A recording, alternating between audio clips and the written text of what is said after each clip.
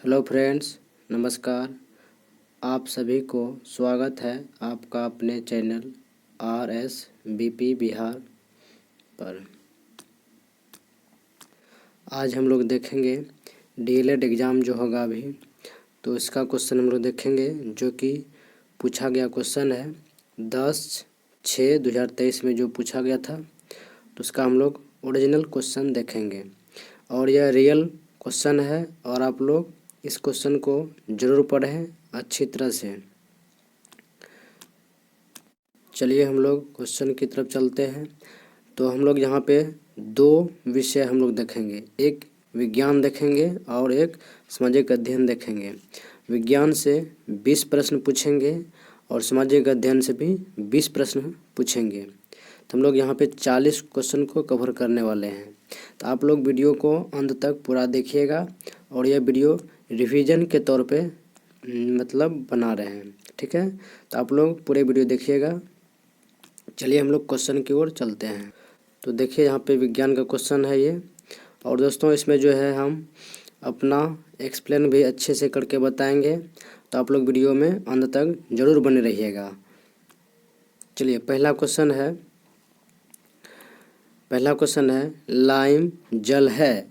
तो लाइम जल को हम लोग चूने का पानी भी बोलते हैं और इसका रासायनिक नाम कैल्शियम हाइड्रोक्साइड है और यह CaOH का हल2 का ये इसका सूत्र होता है। तो आप लोग इसको ध्यान में रखिएगा। इसे ही हम लोग कैल्शियम हाइड्रोक्साइड बोलते हैं, चूने का पानी बोलते हैं या नहीं तो लाइम जल बोलते हैं। नेक्स्ट है, कौन रंग है जिसका खतरे के सिग्नल में उपयोग होता है। तो यह रंग लाल है जो कि इसका तरंगदैर्घ्य सबसे अधिक होता है। तो दोस्तों यहाँ पे सबसे अधिक पूछा है तो लाल होगा, अगर सबसे कम पूछेगा तो यहाँ पे बैंगनी होगा। चलिए हम लोग आगे चलते हैं। निम्नलिखित में से कौन मानव का उद्भव स्थान है। तो अफ्रीका है। पृथ्वी के वायुमंडल में कार्बन गैस का प्रतिशत कितना है। कार्बन का पूछा है तो कार्बन का 0.003% है। अगर यहाँ पे पूछेगा सबसे अधिक वायुमंडल में किसका है, तो यह है नाइट्रोजन का है। तो कितना प्रतिशत है, 78% माना जाता है, लेकिन अगर करेक्ट पूछेगा 78.8% है। आप लोग इसको भी ध्यान में रखिएगा। अगर पूछेगा वायुमंडल में ऑक्सीजन का कितना है, तो ऑक्सीजन जो है यह 20.9% कुछ ऐसे है। तो मतलब इसका एवरेज में मानिएगा तो लगभग में 21% है। चलिए आप लोग इसको ध्यान में रखिएगा। आगे है, वेक्टर ने वर्गीकरण के लिए कितने मानदंडों का उपयोग किया था। तो यह 5 मानदंडों का उपयोग किया था जो कि 1969 में खोज किया था। तो यह 5 को कौन कौन थे, तो हम लोग इसको थोड़ा देखते हैं। यह मोनेरा था, प्रोटिस्टा था, फाइजाई था, प्लांटी था और एनीमिलिया था। सभी कशेरुकियों की एक समान विशेषता है। तो शरीर का सिर, गर्दन, धड़ और पूंछ में विभाजन। आगे है, पत्ती के किनारे के साथ पानी का बूंदों के रूप में निकलना कहलाता है। तो इस क्वेश्चन का सही आंसर होगा वाष्पीकरण। देख सकते हैं यहाँ पे पत्ती है और पत्ती में जो पानी बगल में मतलब पत्ती का अंत में जो चूता है बूंद बूंद होके, उसे ही हम लोग वाष्पीकरण के द्वारा ही यह बूंद के रूप में निकलता है।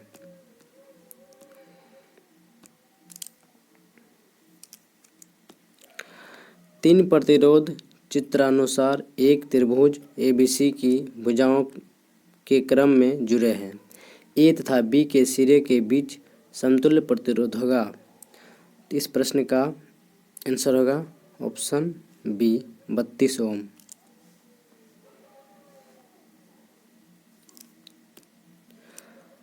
रिक्तिका को घेरने वाली झिल्ली कहलाती है। रिक्तिका को राजधानियाँ कहते हैं और इसे जो है राजधानियाँ भी कहते हैं हम लोग। सही आंसर होगा टोनोप्लास्ट।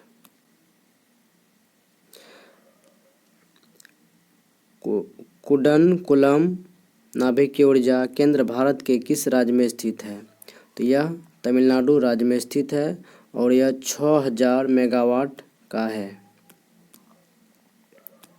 आगे है MACS 1407 जो कि एक अधिक उपज देने वाली कीट मुक्ति प्रजाति है। तो यह किस चीज़ का है? मतलब चावल का, गेहूं का, दलहन का, सोयाबीन का। तो इस प्रश्न का सही आंसर होगा सोयाबीन का और यह सबसे अधिक उपज देता है। सोनार एक ऐसी युक्ति है जिसमें उपयोग किया जाता है। सोनार एक ऐसी युक्ति है जिसमें उपयोग किया जाता है। तो उपयोग क्या किया जाता है?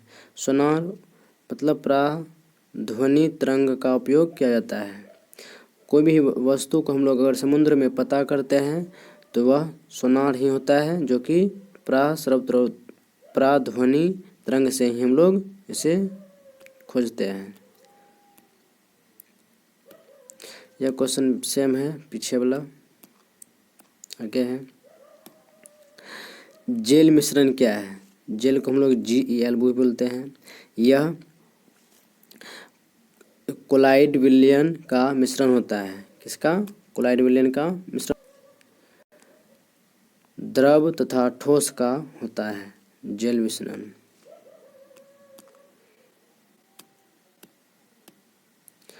टंगस्टन कितने डिग्री ताप पर पिघलता है? तो टंगस्टन को हम लोग W से सूचित करते हैं और यह जो है 3422 डिग्री सेल्सियस पे यह पिघलता है। विद्युत बल्ब में जो लगा हुआ रहता है तो यही फिलामेंट का लगा हुआ था, इसी का टंगस्टन का फिलामेंट लगा हुआ रहता है। एक बालक अपने घर से पूर्व दिशा में 100 मीटर की दूरी 50 सेकेंड में तय कर अपनी दिशा बदल लेता है और पुनः 100 मीटर की दूरी 50 सेकेंड में तय कर वापस घर लौट जाता है। तो उस बालक का औसत वेग क्या होगा? तो वेग बराबर होता है विस्थापन बटा समय। तो यहाँ पे विस्थापन है 0 और वेग है 100 मीटर। बराबर क्या करेंगे? 0 में अगर भगा देंगे 100 से क्या होगा? 0। ऑप्शन नंबर क्या होगा? D सही। इसमें कौन सबसे सक्रिय धातु है? तो यहाँ पे सबसे सक्रिय धातु पूछा है। तो इस प्रश्न के अनुसार और इस ऑप्शन के अनुसार सबसे अधिक लोहा है, लेकिन वास्तव में पूछेगा तो यहाँ होता है पोटेशियम। पोटेशियम को हम लोग संकेत में K से दर्शाते हैं, बड़ी K से। ध्यान में रखिएगा। चलिए नेक्स्ट है एथेनोइक अम्ल का जलीय विलयन कहलाता है। तो हम लोग इसे एसिटिक अम्ल भी कहते हैं और यह सिरका में होता है और सिरका में 6 से 8% यह अम्ल पाया जाता है और यह स्वाद में खट्टा होता है। हम लोग अचार बनाते हैं तो अचार को हम लोग लंबे समय के लिए सुरक्षित रखने के लिए यह मिलाते हैं। नेक्स्ट है वाष्पीकरण की प्रक्रिया के कारण वस्तु क्या होते हैं? तो ठंडी होती है। M1 और 4M द्रव्यमान की दो वस्तुएं समान गति ऊर्जा से चलायमान हो तो उनके वेग का अनुपात क्या होगा? देखिए यहाँ पे सूत्र होता है 1/2 M मास होता है और V1 का स्क्वायर होता है बराबर 1/2 4M का M होगा जिसे मास बोलते हैं और यह V2 होगा। तो यहाँ देखिए ये जो है यहाँ पे 1/2 और 1/2 कट जाएगा तो बचेगा क्या? V1 एक स्क्वायर और V2 का स्क्वायर। 1 यहाँ 1 मास है, यहाँ पे 4 है तो वही V1 एक स्क्वायर और V2 एक स्क्वायर बराबर 4/1। अगर हम लोग इस ये एक्स वायर को इधर देंगे तो रूट अंडर में आ जाएगा, और रूट अंडर से बाहर निकलेगा तो 2:1 हो जाएगा, 2:1 हो जाएगा। चलिए आगे है, जियोट्रोपिज्म पौधे का किसके प्रति प्रतिक्रिया है? यह गुरुत्वाकर्षण बल का है। चलिए यहाँ